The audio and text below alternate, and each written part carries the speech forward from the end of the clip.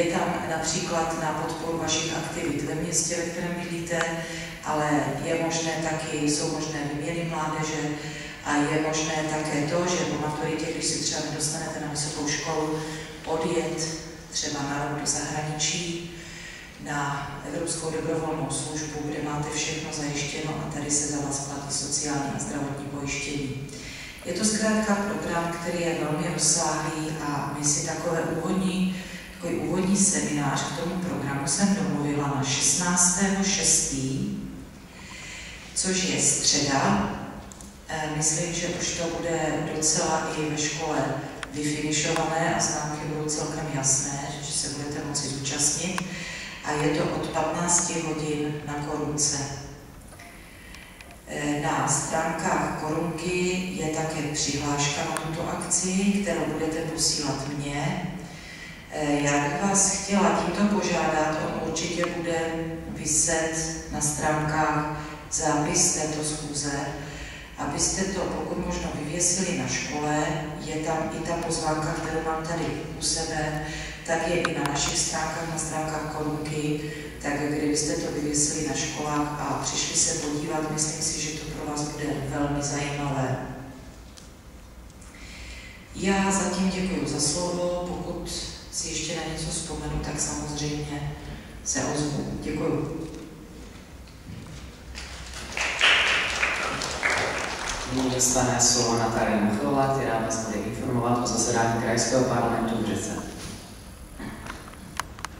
Takže krajské zasedání se bude konat až v září od 10. do 12.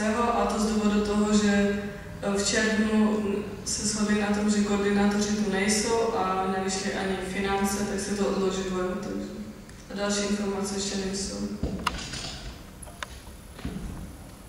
A nyní přijdeme k nejbližšímu programu dnešní schůze, což je Slezská konference.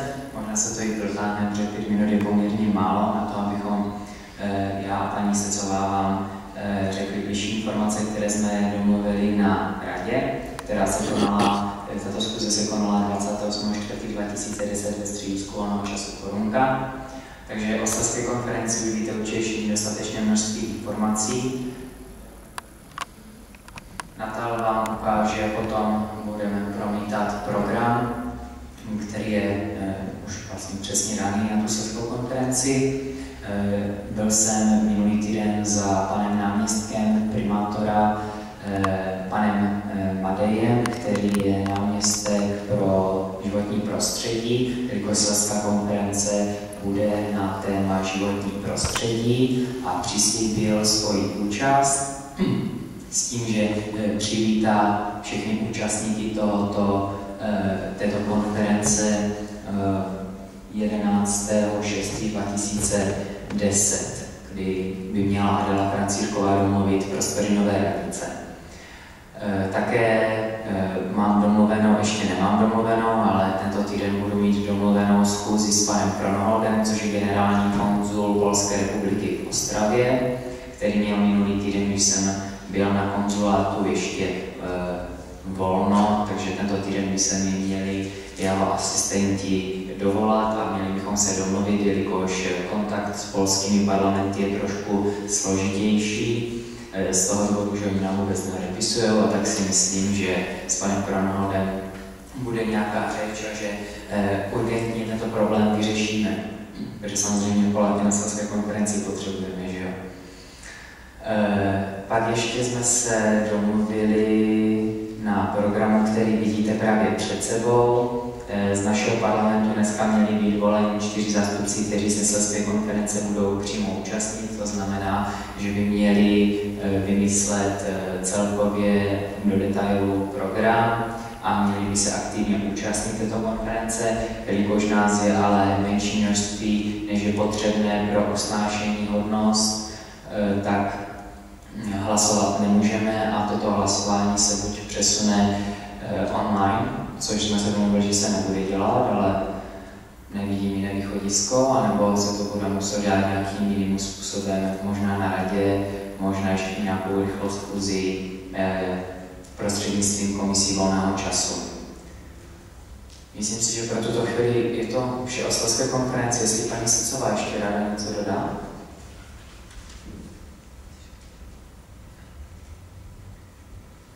jsem měla takové jednání a určitě vím, že přijedou z Polského Těšína, to už je předběžně zajištěno.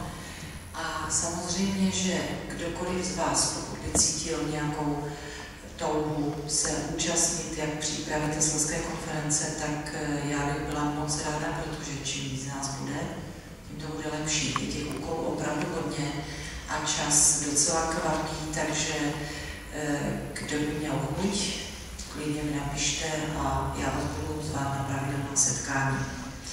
My máme setkání, bychom měli mít tuto středu, pokud se nemýlím, ale ty nemůžeš být.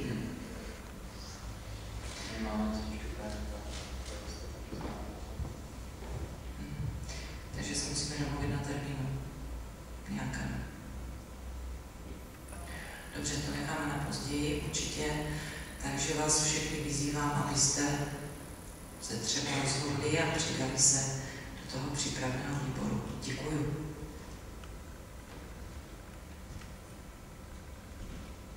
Nyní máme na programu zprávy z jednotlivých komisí a jelikož je tady pouze jeden předseda, Daniel Kunc, předseda mediální komise, tak prosím, aby řekl něco ke svojí komisi.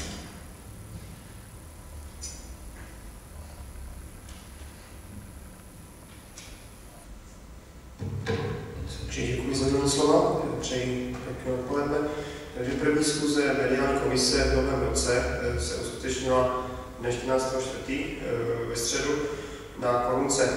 Schůze se konala společně se zahraniční komisí za účelem vzájemně přiblížit zájmy obou komisí a obou stran i některé aktivity propojit. Nepochybně také za účelem vytvořit aspoň nějaký malý diskuzní kroužek, protože, jak je dobře známo, tak docházka na schůze obou komisí velice trpí. Avšak žádná sláva to nebyla ani tentokrát. S obou komisí dorazili po jednom členovi, takže budeme se i nadále určitě zabývat budoucností mediální tak zahraniční komise, v případě uvažovat o jakémsi spojení, protože opravdu takhle to dál asi nepůjde. Tady je opravdu potřeba jaksi pracovat s členy koncepčně a dlouhodobě a takovýmto způsobem asi ne. Takže po nutném papírování k samotnému průběhu, po nutném papírování s docházkou a vzájemném představení se, když jsme každý řekli něco o sobě, o svých aktivitách i představách do budoucna, byl navržen krátký plán do nejbližších týdnů. S jedinou tedy přítomnou Gabrielkou jsme si nastínili základní principy fungování mediální komise, ale bychom ji chtěli příště začít pracovat s audiovizuální technikou tak, abychom mohli kvalitně a bez problémů připravit jakési prezentační materiály k Slezské konferenci. A také se připravujeme na reportáž z chystaného projektu na školkách, pokud tedy vůbec bude a bude se to nějak realizovat. Ještě bych chtěl také informovat o setkání s novinářem, které bylo především pro mediální komisi právě uspořádáno.